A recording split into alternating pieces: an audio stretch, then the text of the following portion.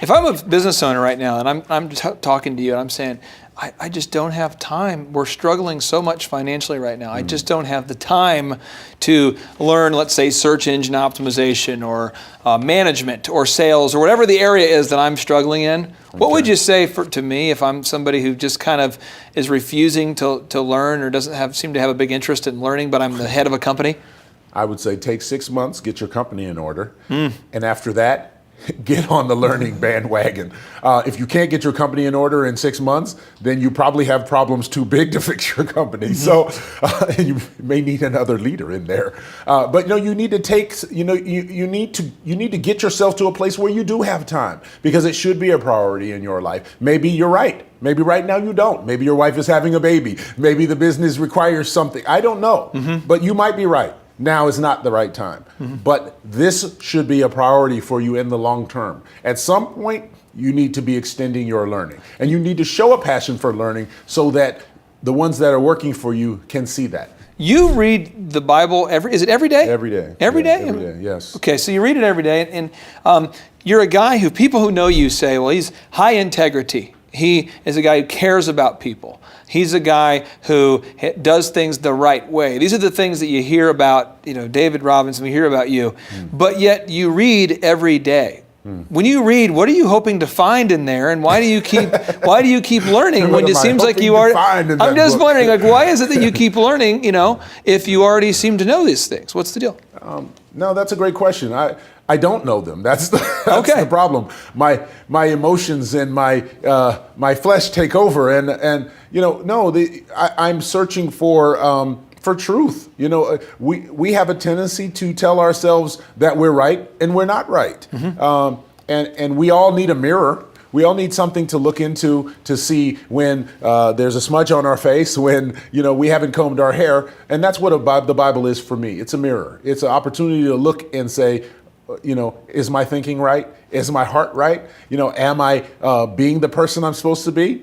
Is my perspective right? Am I upset over something that I shouldn't be upset over? So the Bible gives me that type of perspective, and that allows me to stay on an even keel and grow in the other areas. So to me, it's my mirror in the morning. Do you have a set time that you like to do this every day? I like to do it early as I can when I first get up, and I'm an early riser. I was a Navy guy, so 5 or 6 o'clock is not unusual for me. But I like to spend 10, 15 minutes where I can just meditate, and it might only be one little paragraph. It might be one line. Yeah. But you take a proverb. Train up a child in the way that he should go, and when he's old, he will not depart from it. It might be one line, but if you spend a few minutes meditating on that will give you some peace about your own children. I'm spending all this time with them. I'm so frustrated and they won't do what I say. Well, the thing says, train them up in the way they should go and relax. They will not depart from it. In the end, they'll remember.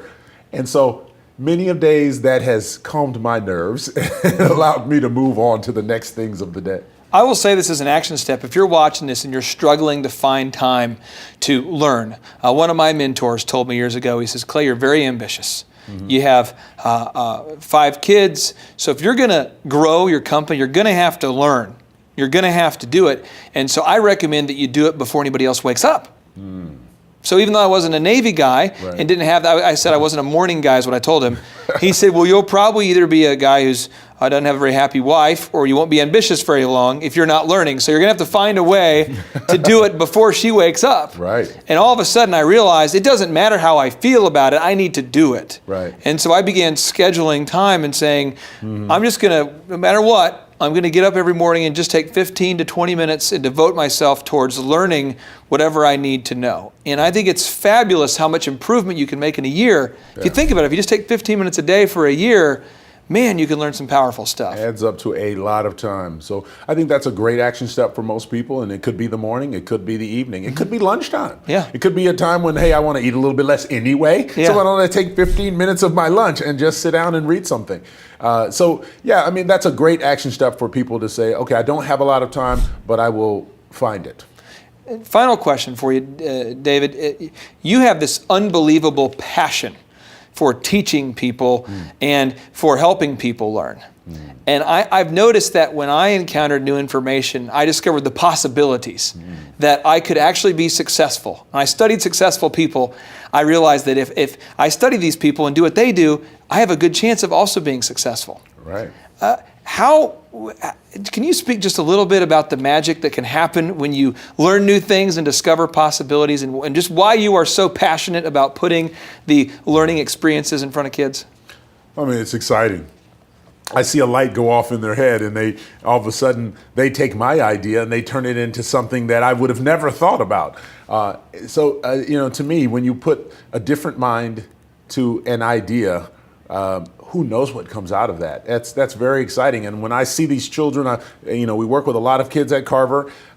I see possibilities. I see the next guy that's going to get us to space, or the next guy that's going to invent my next cell phone. So the possibilities are endless. It's to me, it's wonderful and it's exciting, and it's no different for us even as we get older. Maybe we don't learn a language quite as quickly, but the things that we are passionate about, the things that we are good about, we can learn extremely quickly, and we can assimilate into our lives in a wonderful manner. So we should keep pressing ourselves, and we should keep focusing on our strengths, and we should grow in those areas. David, I appreciate you for setting a great example of what it means to be a leader on the court, off the court, to be a guy who's passionate about learning, and now a guy who's passionate about teaching. I know you're a teacher at heart. And I just want to tell you, thank you so much for giving us the opportunity to learn a little bit from you. Well, thanks, Clay. And it just means the world to me. So thank you so much, sir. It's a blessing. Thank you, Clay. Appreciate it.